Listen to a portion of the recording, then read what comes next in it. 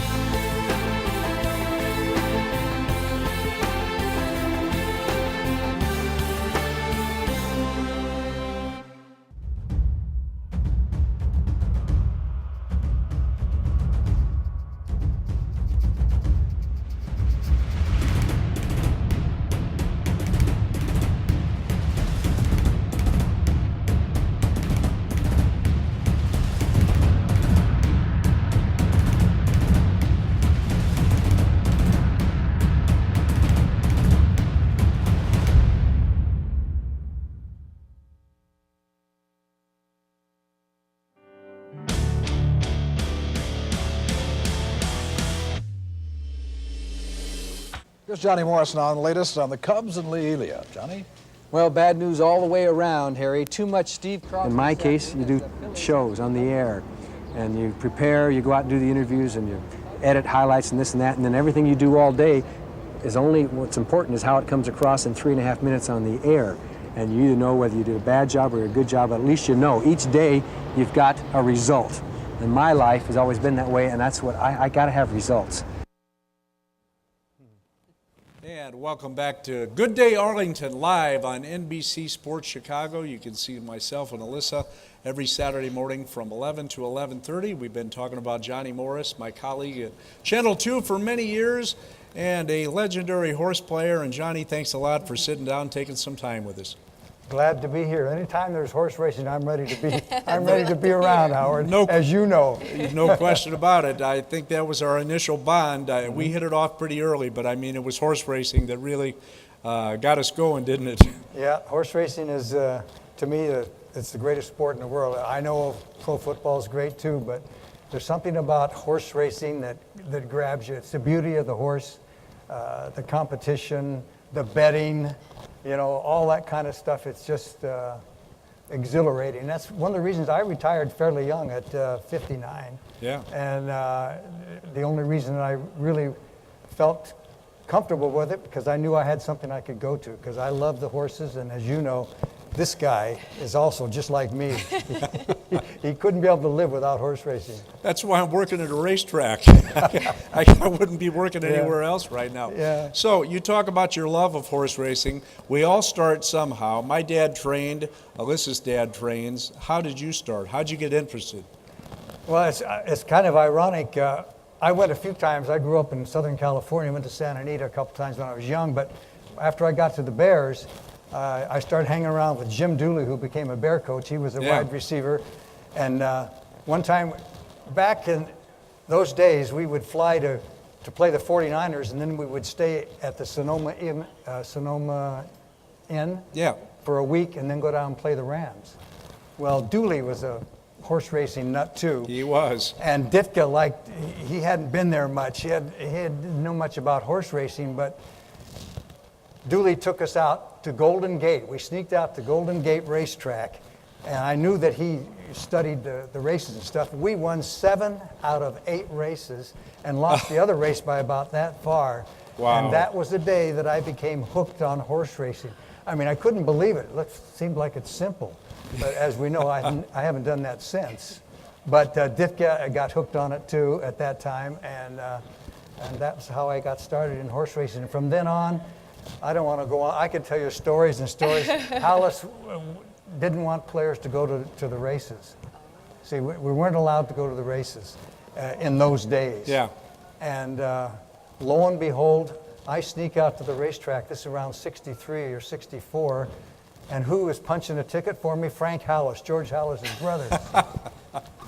He The goes coach's back and tells brother. the old man, oh God, anyway. Were you in trouble? I was in trouble because He can't tell that story, No, no, what no. Hallis said to him. I can tell you that right A lot now. of bleeps, maybe? I would think so, yes. Yeah. Johnny, you're talking obviously about being a former athlete and these coaches and Ditka.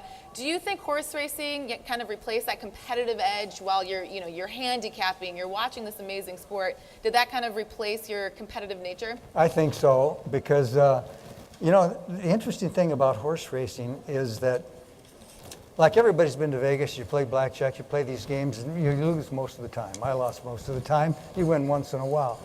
You're playing against the house has the advantage. You can't beat the odds. But in horse racing, even though the tracks take a takeout, you're playing, when you bet the races, you're playing against the other people who go to the track.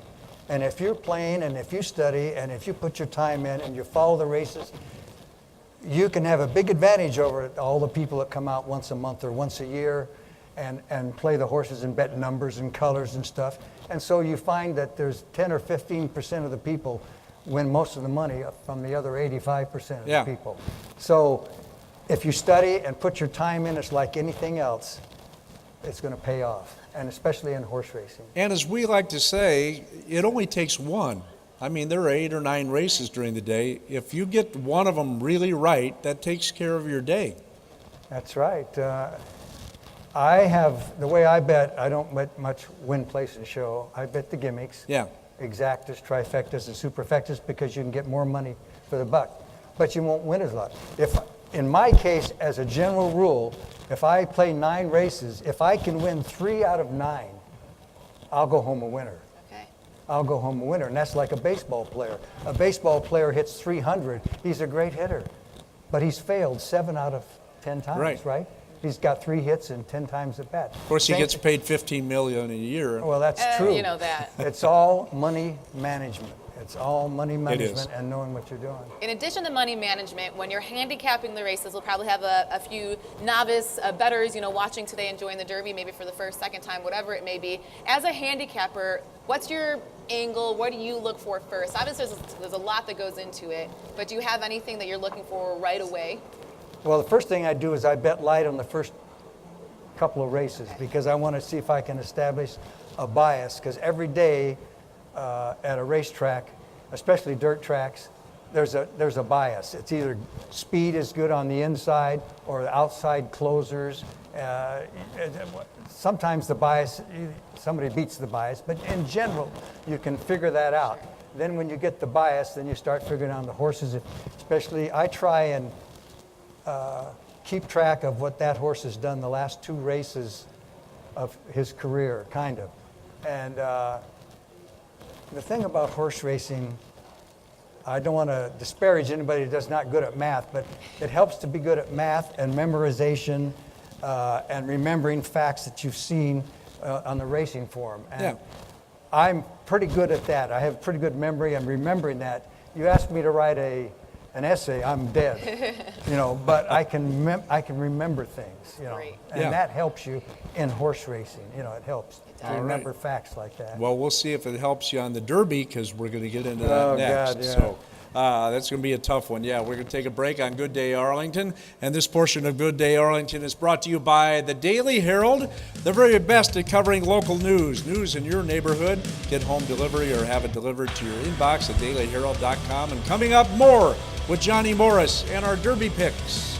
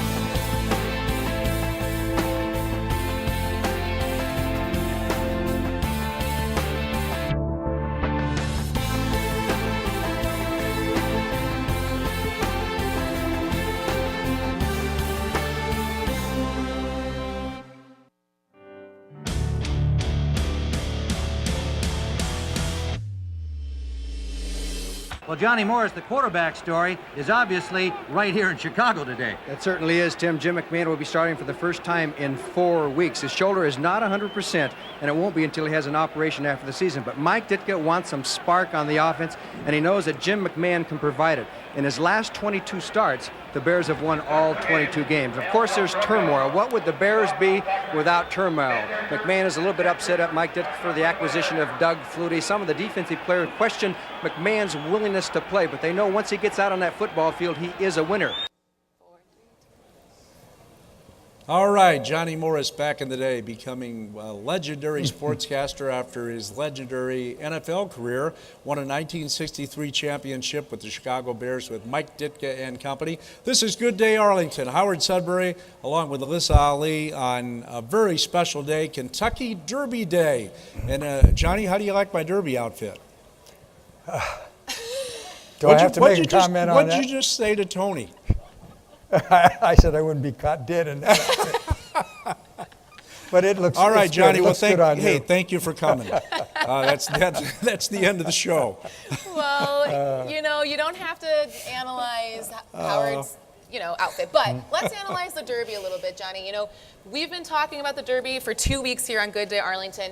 It's a very, very competitive field. I know we say that every year. It's a 20-horse field, but this field in particular, do you not see that it is a little bit more of the competitive deep field than you've seen in the past? It's a deep field, and the Kentucky Derby is probably the toughest race of the year to handicap. You got 20 horses coming from all different parts of the country and world, and with 20 horses, and jockeys can make mistakes, get caught in trouble, of course, can't break, all kinds of things with 20 horses in the field. But I know one thing for me, and I could be wrong, Justify is not my horse. Now, he's going to be the favorite. And I know the old adage about he never raced as a 2-year-old. To me, that's a disadvantage.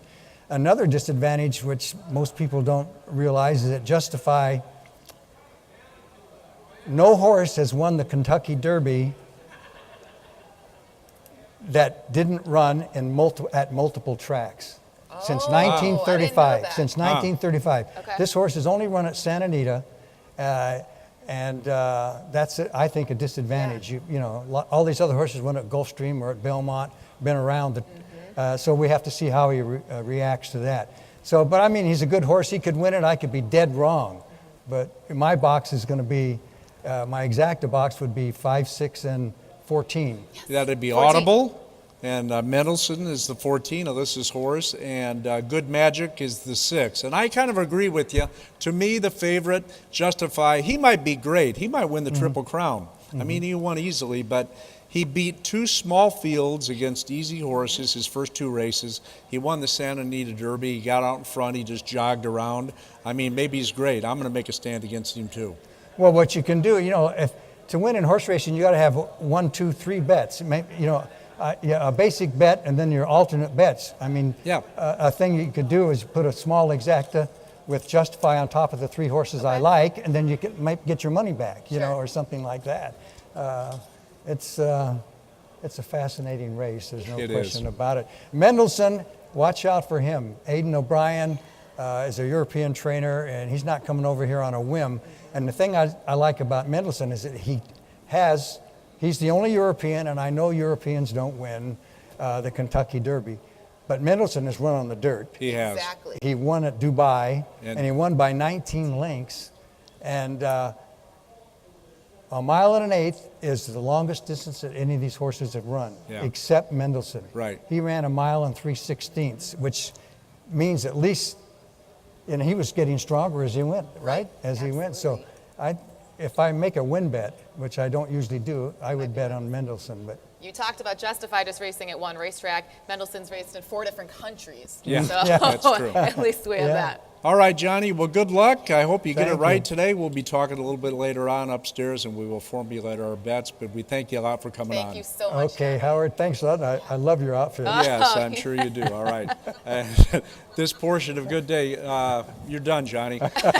This portion of Good Day Arlington is brought to you by the official hair and makeup artists of Good Day Arlington, International Hair Designs of Lake Zurich, a full-service, full-color salon. Go see them. Check out their website, internationalhairdesigns.com. Back with more next on Good Day Arlington.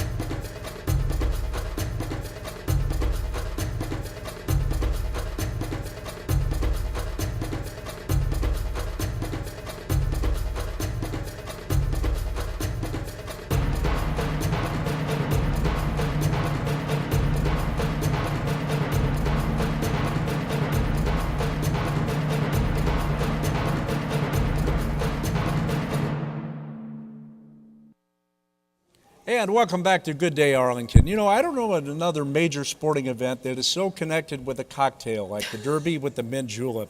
Many people just drink them once a year. The liquor used is bourbon, of course. And if you ever get a chance to go to Kentucky to the Bourbon Trail, whether you drink it or not, go, because it's fascinating. Go to a distillery.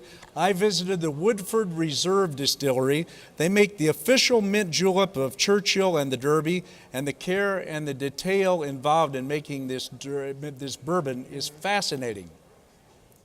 This pure, almost magical water